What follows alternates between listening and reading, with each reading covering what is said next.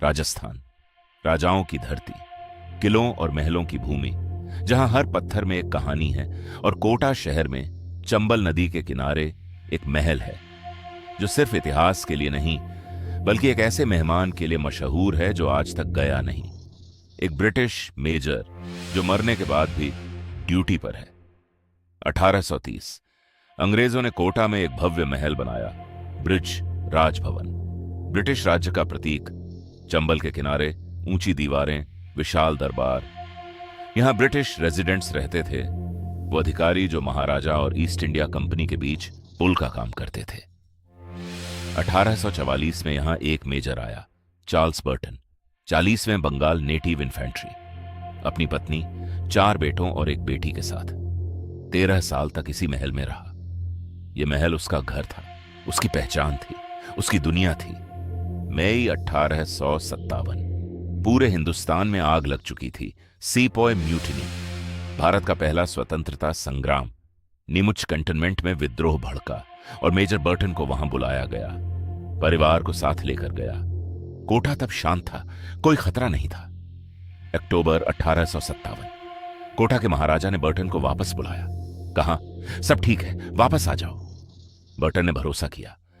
अपने 2 छोटे बेटों आर्थर 21 साल और फ्रांसिस 19 साल के साथ वापस कोटा आया। पत्नी और बाकी बच्चे नीमच में ही रहे। 13 दिसंबर 1857 बर्टन और उसके दोनों बेटे ब्रिज राज भवन पहुंचे। स्वागत हुआ, सब कुछ शांत था, कोई तनाव नहीं, कोई संकेत नहीं।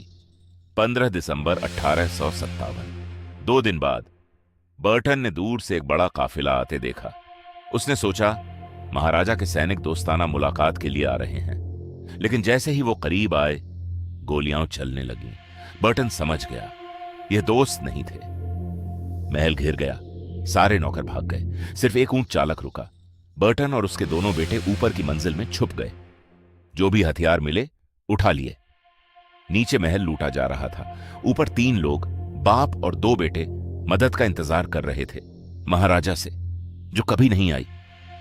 5 घंटे, लगातार 5 घंटे गोलीबारी हुई। बर्टन ने विद्रोहियों से गुजारिश की, मेरे बेटों को छोड़ दो, मुझे ले लो। बेटों ने मना कर दिया। तीनों ने घुटने टेके, प्रार्थना की। नदी में खड़ी नाव पर भागने की आखिरी कोशिश की। सिख सैनिकों से मदद मांगी, किसी ने नहीं सुना। विद्रोही सीढ़ियां लगाकर छत पर चढ़ गए, नीचे उतरे और उस कमरे में जहां 3 लोग घुटनों पर बैठे प्रार्थना कर रहे थे, मेजर चार्ल्स बर्टन और उसके दोनों बेटों को गोली मार दी गई, उसी महल में जो 13 साल से उनका घर था। मार्च 1858 अंग्रेजों ने कोटा वापस लिया। बर्टन्स की लाशें निकाली गईं, पूरे सैन्य सम्मान के साथ कोटा सेमेट्री में दफनाया गया। उनकी कब्र पर एक पत्थर लगाया गया। बर्टन की पत्नी ने लिखवाया। उस पत्थर पर लिखा था, this tablet is erected by a broken hearted wife and mother. Vengeance is mine, saith the Lord, I will repay. 2 साल बाद जय दयाल और मेहरब खान, जिन्होंने इस हमले की अगुवाई की थी, उन्हें उसी महल के मैदान में फांसी दी गई। आजादी के बाद महल कोटा के महाराजा की निजी संपत्ति बना। 1980 के दशक में इंडियन गवर्नमेंट ने इसे हेरिटेज होटल घोषित किया। टूरिस्ट्स आते हैं, लोग रुकते हैं, लेकिन मेजर बर्टन कभी नहीं गया। 1930 का दशक, आइरिस पोर्टल, एक 17 साल की ब्रिटिश लड़की, अपने पिता के साथ कोटा आई। उसे वही कमरा दिया गया, पहली मंजिल पर, जहां बर्टन्स को मारा गया था। रात भर वो सो नहीं सकी, डर से, एक अजीब प्रेजेंस से। सुबह उठकर उसने दूसरा कमरा मांगा। दिल्ली जाकर उसे पता चला वो उसी कमरे में थी जहां बर्टन और उसके बेटे मरे थे। 1980 का दशक, कोटा की युवरानी क्राउन प्रिंसेस ने ब्रिटिश जर्नलिस्ट एन मोरो को इंटरव्यू दिया। उनकी किताब द महाराजाज ऑफ इंडिया में यह कोट आज भी दर्ज है। युवरानी ने कहा, जहां तक हम जानते हैं वो एक बुजुर्ग आदमी है, सफेद बाल, हाथ में छड़ी।